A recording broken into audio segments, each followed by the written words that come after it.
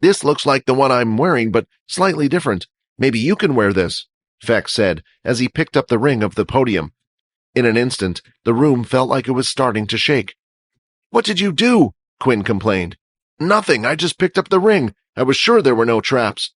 When Fex finished saying these words, a strange circular cylinder-like shape lifted from the podium and covered each of the items. The cylinder went all the way up to the ceiling of the room they were in.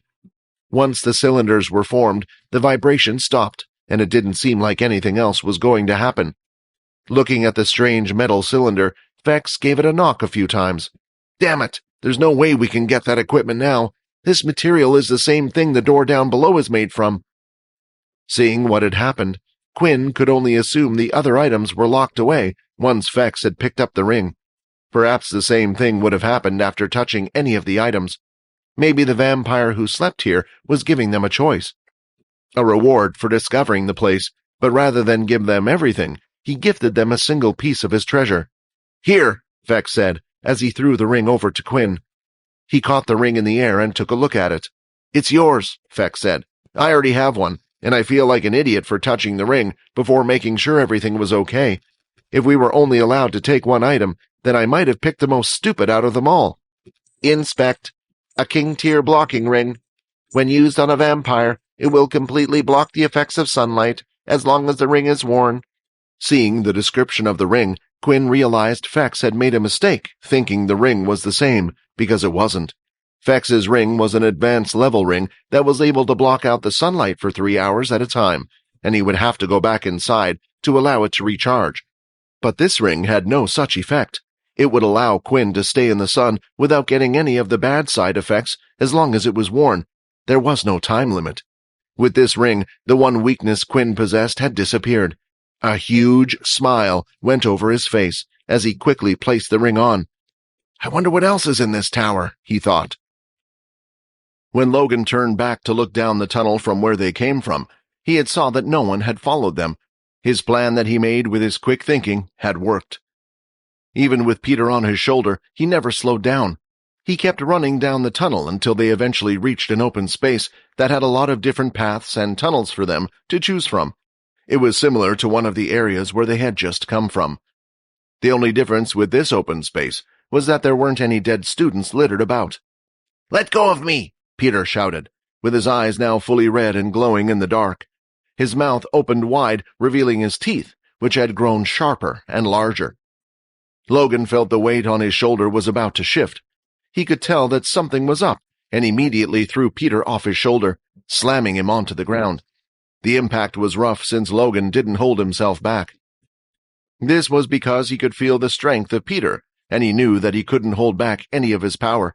If the two were to get into a scuffle over strength, Logan was sure he wouldn't win. Peter lifted his head and got a glimpse of Logan, who now had his blaster pointed toward him. In return, Peter gave out a type of a snarl and a deep, angry growl. "You're still in there, right, Peter?" said Logan.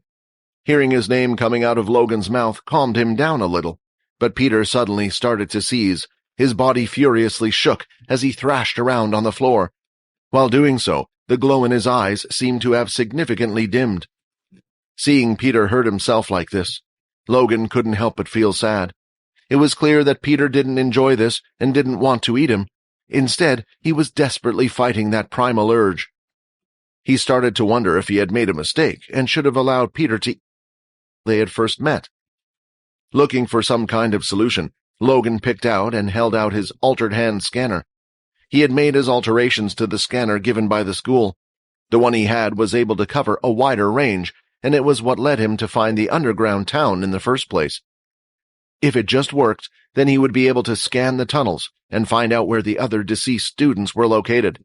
Instead of walking through blindly and playing their chances, they would at least have some benchmark as to where they should go. But for some reason, ever since coming down underground, the scanner was useless. "Why won't you work?" Logan said, and Peter was now standing in front of him with his head facing down towards the ground. It was unknown whether he had recovered his sanity or if he had already been taken over by his hunger and primal urges. Meanwhile, on the other hand, after Quinn and Fex realized that there was nothing the two of them could do to retrieve their items, they decided to leave the room. They had tried attacking the strange cylinder and even tried to dig underneath the ground. However, the black substance that made up the whole tower was also incredibly strong, just as strong as Getherium. It would take nearly their entire strength to break apart small pieces of the tower, and understandably, it would take them a few days to make the slightest progress. If one day they discovered a way to easily break the metal cylinder or the black substance that surrounded the tower, then he could always return and grab the pieces of armor.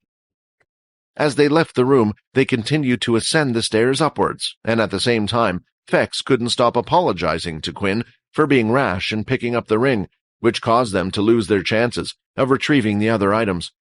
He was unaware of how much of a good mood Quinn was in right now for receiving the ring. He no longer would have to look strange carrying an umbrella around with him beneath the scorching sun. Also, when fighting, he no longer needed to rely on the suit. But of course, Quinn was happy that he had the suit. Now it was being used more when he wanted to fight using it and hiding his abilities, rather than as a device to block out the sun. Finally, after a long walk, they reached a platform. It was the final platform. As they also noticed the ceiling above, several blue crystals protruded from beneath the ceiling as well. Upon seeing the crystals, Quinn's greed wanted him to take all the crystals and sell them when he got back, but it would have been difficult anyway unless he could fly to reach and pull out the crystals. It would also waste an incredible amount of time. On the final platform, there was another large, arch-shaped double door like the one before. It also had no lock, and all the two needed to do was push it open with their two hands. Just like every room they had entered before, the lights started to light up one by one, revealing what the room looked like. From the door to the center room was a large red carpet. It reached the center, where there was a very large circle on the ground. The pattern on the circle was similar to that on the door they had first seen, only there didn't seem to be anywhere for the blood crystal to be put in. Past this was a red carpet on the other end of the circle, which continued forward until it eventually reached a large chair. "Who the hell was this vampire?" Fex said. "It seems like he might have had a hell of an ego. Did he think he was a king or something?" There was only one vampire king or queen, so Fex found it strange that a vampire, perhaps a remainder from the 13 families, or those stationed here, would create such a room. Looking at the large chair, or throne, it looked like only a person of significance would be allowed to sit in such a place. That was when Quinn spotted something while looking at the throne. Everything in the room was a disappointment so far, since there seemed to be nothing there of use, but just behind the chair, a little bit above, it looked like a clear glass pane, and inside was a large sword-like weapon. The sword didn't look regular, even though it was locked away behind a glass casing. It seemed to have several black chains wrapped around it, from the hilt up to the tip of the blade. Why would a sword need to be chained up when it isn't being held by anyone? Fex, too, had seen the sword and started to rush forward excitedly. After a few steps, he stopped himself as he was reminded of what had happened in the room before. "Quinn, how about you go for this one?" he said, smiling nervously. Quinn walked straight past the throne chair and continued to the glass encasement. While looking at the blade closer, he could tell it was a beast blade rather than just a regular sword. The handguard seemed to be quite scaly and rocky. It was red and had a pattern that matched the armor they had seen earlier. Between the handguard and the bladed part was a red gem. It looked very similar to the crystal that Quinn had obtained after defeating the king-tier beast. From the crystal, inside the sword, a single red line ran up the blade until the tip. It looked like a bar of some sort, but both the crystal and the red line running up the sword seemed to be void of any power. Placing his clawed gauntlet fingertips on the glass pane covering it, he started to use all his strength, hoping to make a scratch or an indentation. Just like with all of the materials they had discovered before in the tower, it was almost unbreakable for him. "I was going to tell you, but I thought you got the gist by now," Fex said, seeing Quinn attempt to break the glass. After giving up on the idea of getting the sword, Quinn was about to search the room to see if there was anything he had missed. He took a step back, and once again the room seemed to slightly vibrate. In front of the sword, a podium started to rise. It wasn't large, and it rose to about waist height, where Quinn was standing. The vibration stopped in the room, and so did the podium. On top, there was a diamond-shaped hole. Quinn looked at Fex to see if he had any clue what was going on. "Don't look at me," Fex replied. "I've been long lost about this place ever since we entered this tower." He was right. Quinn knew more about this tower than Fex, and that was only because the system had informed him that this was a vampire tomb. Still, Quinn had yet to see a casket. The tower didn't have many rooms. There was the ground floor, the middle-level floor, and the top floor. They couldn't miss anything, so where was the vampire being kept? Right now, though, Quinn was more concerned about the podium in front of him. As he gently ran his fingers over the top of the podium, another message appeared. "Would you like to insert your blood crystal? Once inserted, the blood crystal may not be removed. Yes, no. If I select yes, will it allow me to obtain the sword?" Hi, Quinn here. Wondering what happens next? If you want to jump the queue and unleash all episodes, click on the link here and install the Pocket FM app.